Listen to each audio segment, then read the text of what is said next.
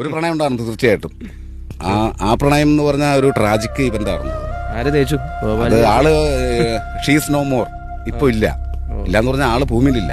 ഓ ശരി ശരി ശരി. ഇപ്പോൾ ഡിഗ്രിക്ക് പഠിക്കുമ്പോൾ മുതൽ ഒരു 6 വർഷക്കാലം ഉണ്ടായിരുന്നൊരു